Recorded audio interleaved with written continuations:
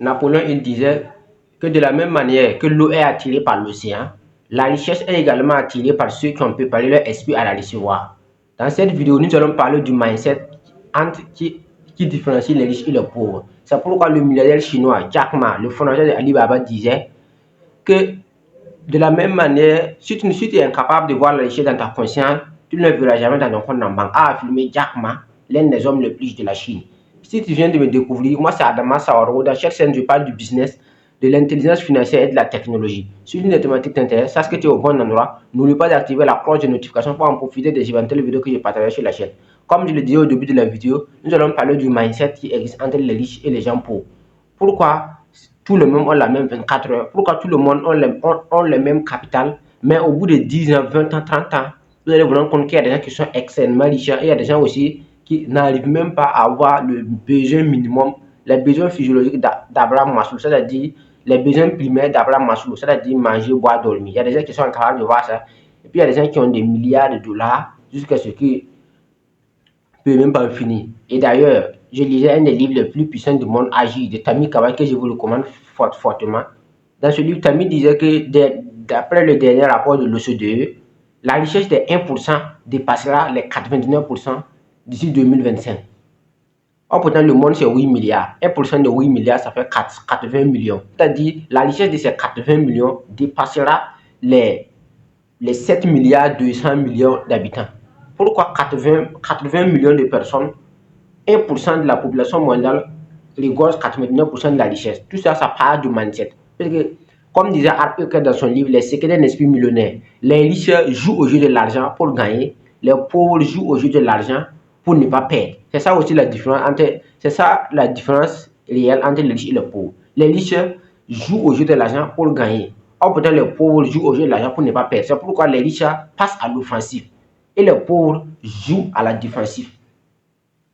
Donc, quand tu joues à la défensive, c'est impossible de jouer à la défensive et devenir riche. C'est la même chose qu'en football. Une équipe peut jouer à la défensive et peut remporter un match. Tous ceux qui veulent gagner le match doivent forcément sortir pour jouer à l'offensive. Parce que quand tu joues à l'offensive, non seulement tu as une chance de marquer, voilà. Donc, mais si tu joues à la défensive, non seulement tu ne peux pas marquer, et à chaque fois le ballon est à ton camp. Tôt ou tard, d'une manière ou d'une autre, on va te gagner. C'est la même chose qui se passe avec la finance. Si tu à chaque fois tu veux être dans la sécurité, tu ne peux pas prendre de risque. Tu ne peux pas prendre de risque. Le fait même de ne pas prendre de risque, cela veut dire que c'est déjà un risque. Mais c'est pourquoi la majorité des gens vont se connaître des salaires de 200 000 le mois, de 300 000 le mois pendant 10 ans, 20 ans, 30 ans. Donc, cela ne veut pas dire que le salaire n'est pas bien. Le salaire est bien, mais à un certain moment, il faut sortir du salariat, c'est-à-dire dans la zone de sécurité, pour passer à l'offensive. Parce que dès lors que tu restes à la défensive, c'est-à-dire dans la sécurité du salariat, non seulement tu ne vas jamais devenir riche et par conséquent, tu ne connaîtras jamais le bonheur. Puisque le vrai bonheur ne se trouve dans la liberté financière. Donc, si tu es dans la sécurité, tu peux atteindre la liberté financière, c'est impossible. Parce que dès lors que tu as un salaire de 200 000 le mois, tu as plafonné ton revenu. Voilà. La mauvaise nouvelle avec cette stratégie est que tu as plafonné ton revenu. Tu ne peux pas, puisque ton salaire est de 200 000, quelles qu'en soient les augmentations de salaire, tu ne peux pas aller à 500 000 ni à 1 million. Ce n'est pas possible.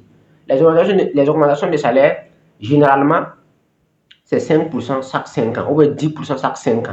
Donc, à 20 ans, ça fait combien? Donc, ça va être très compliqué de s'en sortir, puisque tu joues à la défensive.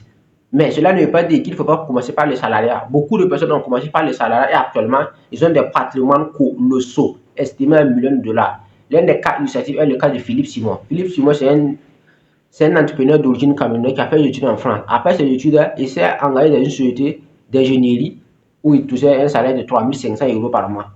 Mais il a fait ça, je ne sais pas, c'est 3 ans, 4 à 5 ans. Et après, il a laissé son salaire.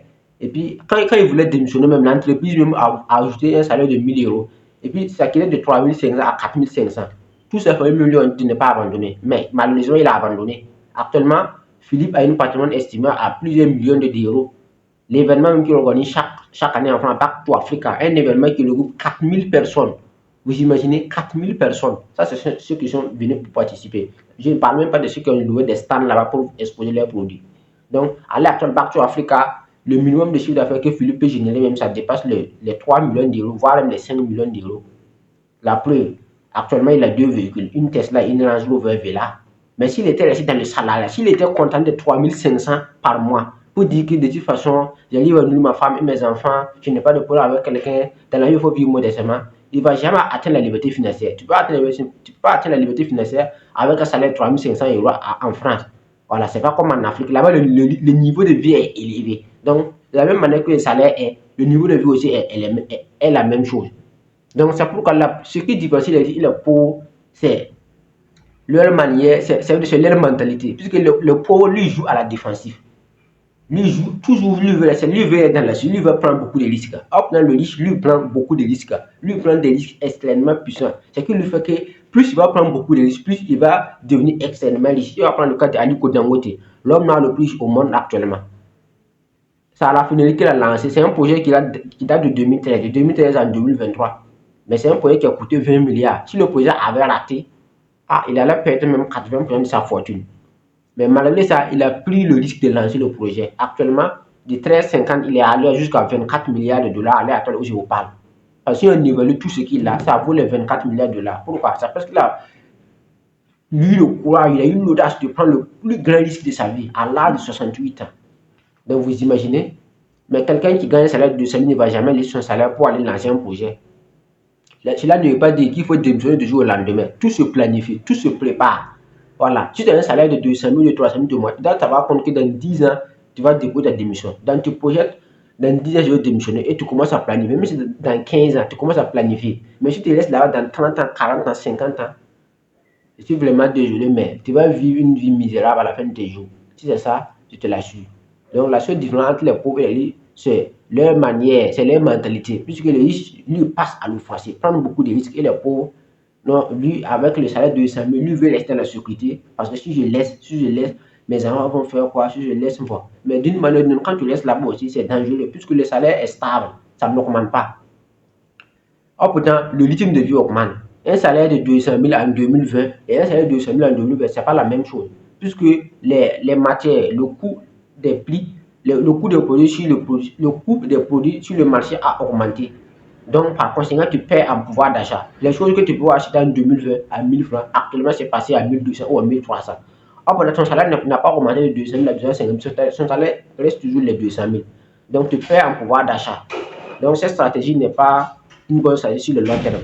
Mais cela ne veut pas dire qu'il ne faut pas commencer par le salariat. Beaucoup de personnes ont commencé par le salariat, mais qui ont bâti des patrimoines colossaux. On peut prendre l'exemple de Justin Mortier, un entrepreneur aussi qui a d'origine qui vit actuellement au Sénégal. Lui, il avait un salaire de 1 million de mois. Mais cela ne l'a pas empêché de quitter son salaire de 1 million pour lancer sa entreprise d'architecture. Actuellement, Vera Immobilier, c'est dans plusieurs pays. Donc, c'est pourquoi Harry disait dans son livre Les secrets d'un esprit millionnaire, que je vous recommande fortement également, que si vous avez l'intention d'être à l'aise financièrement, vous n'allez jamais devenir riche. Mais si vous avez l'intention de devenir riche, vous courez le risque de devenir à l'aise financièrement toute votre vie. Donc voilà ce que je voulais dire en quelque sorte concernant la mentalité entre les riches et les pauvres. Les riches passent à l'offensive et les pauvres veulent jouer à la défensive en restant aussi longtemps dans la sécurité. Donc cela ne veut pas dire que le salaire n'est pas bien, c'est bien, mais à un certain moment, il faut passer à l'offensive. On ne combat pas le salariat, mais on combat la mentalité du salariat. C'est pourquoi le millionnaire chinois Jack Ma disait qu'un seul source de revenu est un premier pas vers la pauvreté. Parce que quand tu as un seul source de revenu, ça peut arrêter du jour au lendemain. Ça peut être un licenciement abusé, ça peut être une maladie. Si tu ne te sens pas seulement, l'entreprise ou l'État, on s'en fout de toi. On va t'écarter et puis on met quelqu'un d'autre. On n'a pas le temps que tu vas aller souffler 3 mois et puis revenir. Ça ne fonctionne pas comme ça. Ça peut être, ça veut dire, avec la seule source de revenu, tout peut basculer du jour au lendemain. C'est pourquoi c'est dangereux d'avoir un seul source de revenu. Donc c'est pourquoi Jack Ma disait qu'un seul source de revenu est un premier pas vers la pauvreté.